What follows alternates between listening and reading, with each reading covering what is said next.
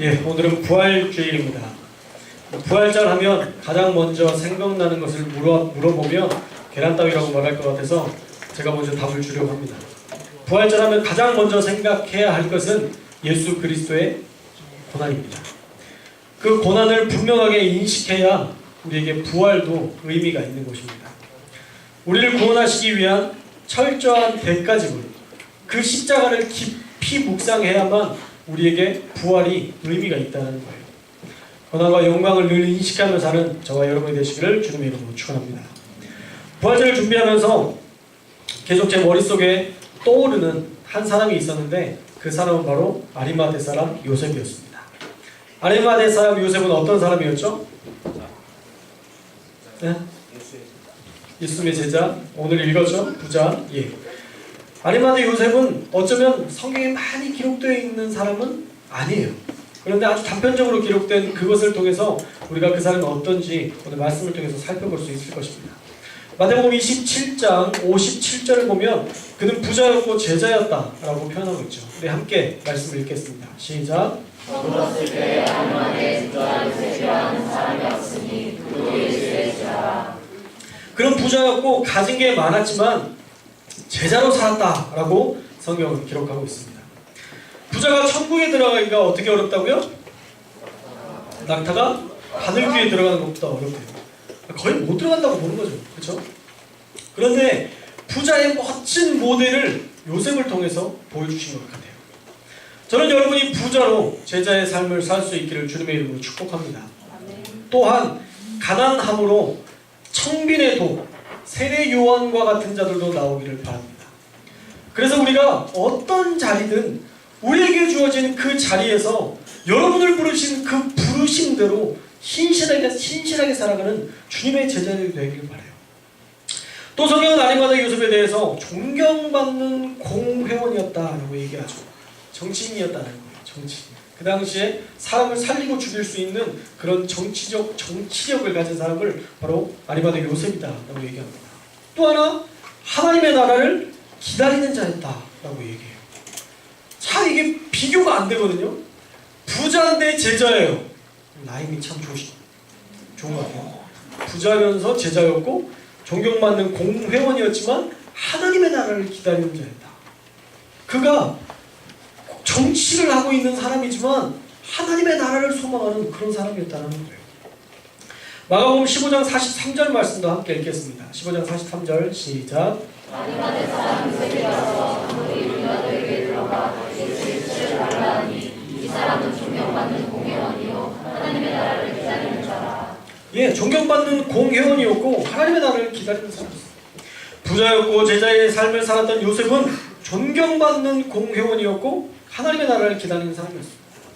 참으로 귀한 사람입니다. 그런데 이 사람이 어떤 사회적 지위를 가지고 있어서가 그것 때문에 이 사람이 귀하다라고 말하는 것이 아니라 그가 정말 귀한 사람인 이유는요, 예수님의 죽음을 대하는 그의 태도였어요. 예수님의 제자였던 사람들도 다 도망쳤는데 아리마대 요셉은 예수님의 시체를 달라고 요청하는 그런 귀한 믿음의 사람이었습니다.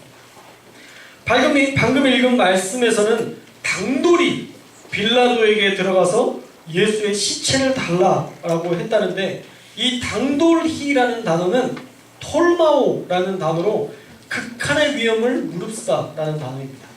그만큼 목숨이 위험한 행동이기도 했던 거예요. 그 행동으로 말미암아 엄청난 대가를 지불할 수도 있었던 상황인 겁니다. 그도 그럴 것이 예수님의 죄명이 뭐예요? 쉽게 얘기하면 선동이죠. 예수님의 죄명은 민중을 선동한 거예요. 독립을 꿈꿨던 메시아, 민중을 선동한 사람이었습니다. 이스라엘의 독립을 꿈꾸게 하고 선동한 메시아였어요. 그런데 그런 정치적으로 문제가 있는 사람을 공의회 소속인 사람이 두둔하는 것이 밝혀진다면 아리마대 요셉은 어떻게 될까요? 그도 죽음을 당할 수 있다는 거예요. 요즘 정치에 대해서 우리나라 정치만 봐도 아마 잘 알 거예요. 꼬투리 하나 잡히면요, 물고 뜯고 씹고 죽이려 드는데 그게 정치잖아요. 그런데 요셉은 예수님의 죽음 앞에서 위험을 무릅쓰고 당돌하게 시체를 달라 요청한 겁니다. 시체를 다. 그래서 아리마대 요셉의 이 행동이 더욱더 귀한 겁니다. 하나님의 나라를 기다리는 사람이 진짜 맞는 사람이구나, 그가 진짜 제자구나 라고 인정할 수밖에 없는 것이 바로 이거예요. 아리마대 요셉은 그냥 부활의 영광만을 기다리는 자가 아니라 고난도, 예수님의 죽으심에도 동참했던 귀한 제자였다는 것입니다. 그리고 예수님의 시체를 대할 때에도 예수님의 진심, 예수님을 향한 진심을 우리가 볼 수 있어요. 마태복음 27장 59절과 60절 말씀 우리 함께 읽겠습니다. 시작. 요셉이 시체를 가져다 깨끗한 사막으로 싸서 바위속에만 자기 새 손에 넣어 예수님의 시체를 직접 가져와서 깨끗한 세마포로 쌌다는 거예요. 처음에 우리가 살펴봤죠? 아리마대 요셉은 어떤 사람이라고요? 부자예요. 부자면 어때요? 충분히 사람 불러서 할 수 있잖아요. 그 피 묻은 그 시체를 굳이 만지지 않아도 얼마든지 돈으로 사람을 사서 그 시체를 장사할 수 있다고요. 그런데 얼마든지 사람을 살 수 있었음에도 불구하고 그가 스스로 예수님의 시체를 깨끗하고 정성스럽게 쌌다는 것입니다. 또 직접 예수님의 시체를 세마포로 쌌습니다. 그뿐만 아니라 바위 속에 판 자기 새 무덤을 내어주었습니다. 자 보세요. 바위 속에 판 자기 새 무덤. 이게 누구 거예요? 자기 무덤 산 거예요. 바위 틈에 샀다고 하면 뭐 그 당시에 기술이 좋았겠어요? 굴삭기로 막 때려 부시면 그런 동굴을 만들 수 있었겠어요?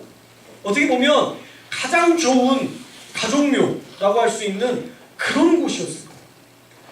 정말 이렇게 동굴, 천에 자연이 만들어 놓은 그런 완벽한 그런 동굴을 자기가 죽으면 쓰려고 했던 새로 산 자기의 무덤을 누구한테 드렸다고요? 예수님. 지금 예수님께 그렇게 드렸다는 것입니다. 자기의 것을 예수님을 위해서라면 얼마든지 내어주었던 거예요. 용기 있는 아리마대 사람 요셉의 행동으로 예수님께서 장사 지낼 수 있는 돌무덤이 있을 수 있었습니다.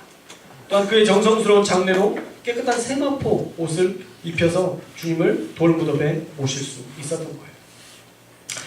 저와 여러분이 이런 아리마대 요셉과 같은 자가 되기를 간절히 바랍니다. 할렐루야. 고난에는 숨어있다가 부활 때에만 주섬주섬 주님 바라보면서 몰려드는 그런 군중과 같은 그리스도인이 되지 않았으면 좋겠어요. 저와 여러분이 제발 부활의 영광만 노리고 사는 자들이 되지 않기를 바랍니다. 그렇다면 이번 고난 주간에 여러분들은 주님을 위해서 무엇을 준비하셨습니까? 여러분의 일주일의 삶 속에서 부활을 기다리면서 고난 주간에 어떤 것을 주님 앞에 준비하고 어떠한 변화를 다짐하고 그렇게 사셨나요? 분명 설교 시간에 제가 몇 번 얘기했던 게 있어요. 고난 주간을 통해서 우리의 믿음이 한번 업그레이드 돼야 된다라고 얘기했어요. 우리의 신앙이 도약해야 된다고 분명히 말씀을 드렸어요. 그런데 여러분의 삶 가운데 바뀐 것은 무엇이고 성장한 것은 무엇이 있습니까? 우리의 신앙이 그냥 그 자리 지키는 그 정도 수준을 머물면 안 돼요. 십자가, 그 놀라운 사랑 때문에 누군가를 용납하고 이해하고 내가 변화되어야 해요. 우리가 그러한 삶의 변화가 있어야죠. 고난 주간에 꼬집어 죽어도 정말 속이 안 풀릴 그 사람을 여러분들이 용서할 수 있어야죠. 십자가가 능력이라면 그런 변화가 우리 안에 있어야죠. 지지난주였었나요? 제가 300만 원에 차를 사고 드라이브를 하고 싶더라고 고백했었죠. 300만 원 차가 얼마나 좋겠어요, 사실. 근데 너무 좋아요. 300만 원 주고는 정말 너무 좋은 차를 샀어요. 겉으로 보면 진짜 너무 좋아 보여요. 그러니까 이게 좀 좋더라고요. 이 차에서 있는 시간들도 너무 좋고 괜히 이 차를 드라이브하고 싶고 그 차를 사랑하게 됐어요. 그러면서 고난주간을 통해서 한 주간 아침 금식을 작정하고 금식을 했습니다. 화요일이 되는데 누가 차를 긁고 갔어요. 물론 CCTV를 통해서 누가 했는지 확인이 돼서 수리를 맡기기로 했습니다. 근데 이제 그날 부모님과 이렇게 같이 만나자고 해서 부모님을 만나려고 했었는데 차가 이렇게 하필 또 부셔진 그 차를 가지고 갔는데 속이 상하더라고요. 어쨌든 고치기로 했으니까 괜찮다라고 생각을 하고 그 다음날 새벽 예배 가야 되니까 아내와 같이 새벽 예배 때 차를 타고 가려고 문을 열었는데 차에 누가 타 있는 거예요. 내 차에. 나도 모르게 오! 당신 누구야? 정말 음성변조 하지 않았지만 음성변조가 된 목소리로 오! 당신 누구야? 와, 다리가 후들거린다는 말이 뭔지 알겠더라. 다리가 후들거리는데 아내가 있으니까 안 되잖아요. 내가 이렇게 정신을 차려야 되잖아요.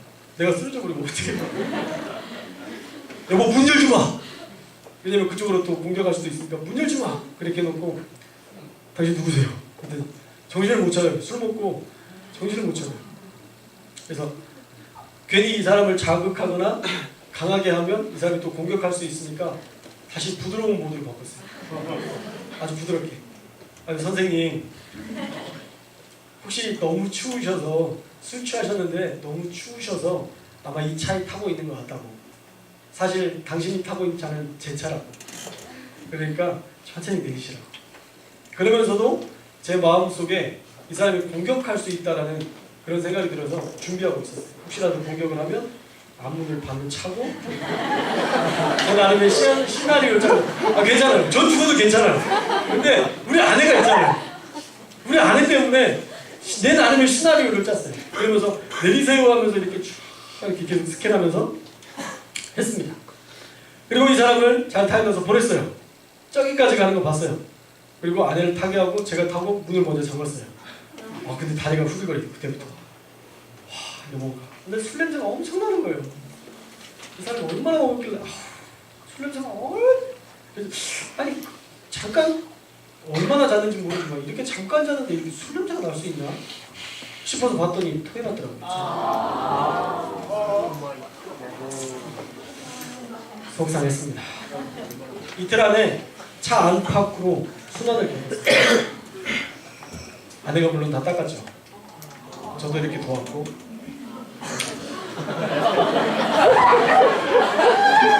제가 보호해줬으니까 그걸도 하나 해야죠.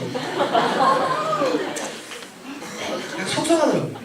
새벽 예배 오는데 비싼 차도 아닌데 진짜 좋은 차도 아니고 새 차를 산 것도 아니고 하나님 앞에 하나님 사실 좋은 차 산 것도 아니고 내가 좀 편하게 살 수 있는 내가 좀 편안함을 누릴 수 있는 하나의 공간쯤을 어쩌면 좀 사치스러워 보일 수 있지만 아니 이 공간쯤은 저에게 좀 허락해 주시면 안 되나요? 그런 기도를 잠깐 드렸어요. 그런데 갑자기 그 사람이 토했던 배설물이라는 단어가 생각이 났어요. 그게 그냥 머릿속에 딱 떠오르면서 나한테 이번 고난주간에 나에게 말씀하시고자 하는 바가 이거구나 이런 생각이 들었어요.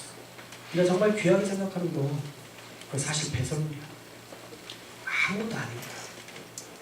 그리고 네가 그것을 소중히 여기기 시작하면 나를 보지 못해. 그런 메시지를 주시더라고요. 그래서 제 차와 정을 뗐습니다. 별로 그렇게 이제 한번 밖에 긁어놓고 안에다 토해놓으니까 정이 안 가요.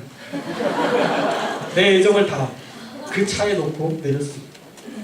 더 이상 내 소유를 내 것으로 여기지 않기로 결정했어요. 또 누리지 않기로 했어요. 주님께서 주시는 은혜 위에 다른 것을 가치 있는 것으로 여기지 않기로 결정했어요. 여러분들 한 주간에 어떤 고백이 있었나요? 다양한 고백이 있었겠죠. 그런데 만약 그런 고백이 없었다면 이번 주간은 그냥 흘러간 시간일 뿐이고 그와 더불어서 부활의 영광도 기대할 수 없습니다. 영광만을 바라는 자는 세상을 바꿀 수 없기 때문에 좋은 것만 누리기를 소망하는 사람은 세상을 바꿀 능력이 없어요. 고난 없이는 영광도 없습니다. 그리스도의 고난에 동참함 없이 세상을 바꿀 수 있는 능력을 기대할 수 없습니다. 아리마다 요셉 이후의 삶이 궁금해졌어요. 성경에는 기록되어 있지 않는 이 아리마다 요셉 그 이후의 삶은 어떨까? 구절에 따르면 아리마다 사람 요셉은 이 사건으로, 예수님의 시체를 가져간 그 사건으로 사내들인 공회에서 공회원의 자격을 박탈당하고 40년의 감옥살이를 했다고 합니다. 그리고 감옥에서 나온 후에 영국으로 건너갔다라는 구절도 있습니다. 어쩌면 아리마다 요셉은 분명히 자신에게 불이익이 돌아올 가능성인 것을 알았을 겁니다. 그 일로 인해서 자신이 속한 사회에서 추방되고 말할 수 없는 핍박을 당할 수도 있을 거라는 걸 알았겠지만 요셉은 자신의 모든 것을 걸고 예수님을 장사했습니다. 평소 예수의 제자임을 드러내지 않았던 그의 선택은 예수 그리스도의 부활의 길을 닫고 성경의 말씀을 이루게 했습니다. 이후에 평생을 지금까지 살아왔던 삶과는 전혀 다른 고난의 길을 걸었겠지만 긴 세월을 감옥에서 보내고 머나먼 타국에서 생을 마감하게 되었겠지만 아리마대 사람 요셉은 예수님의 장례를 온전히 치른, 또한 그 이후에 그 자리에, 자신의 삶의 자리에서 하나님의 나라를 기대하며 하나님의 나라를 이루는 그 한 사람이 되었을 것입니다. 여러분 어떠세요? 아리마다 요셉이 어떻게 되었을까 궁금하다라고 했을 때 혹시 그 결말이 사내들인 공회에서 최고위원이 되기를 혹시 바랬나요? 그가 부자였으나 그렇게 돌 무덤을 주님 앞에 드렸을 때에 더 부자가 되었더라. 이것을 혹시 기대하셨었나요? 우리 식대로 부자의 삶을 영위하는 위대한 부자로 정치적 권력도 보장받는 해피엔딩이기를 바랬지만 아닙니다. 하나님의 나라에 합당한 자는요 고난을 함께 받는 자들입니다. 이것도 거룩한 상상이지만 감옥에 갇히고 추방당하는 고통 속에서도 요셉은 주님과 함께 행복한 시간을 보냈을 것입니다.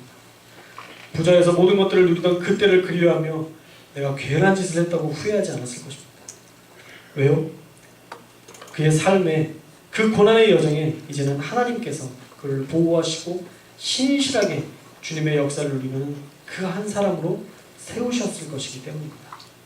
사도 바울은 그의 사역이 기록되어 있지만 아리마다 요셉은 그의 사역이 기록되어 있지 않은 어쩌면 더 위대한 사명자로 살았을지 모릅니다. 사랑하는 여러분, 부활은 영광입니다. 그러나 고난에 동참하는 자들이 누릴 수 있는 특권입니다. 그 고난에 동참할 때 하나님의 귀한 일들을 사명으로 이룰 수 있습니다.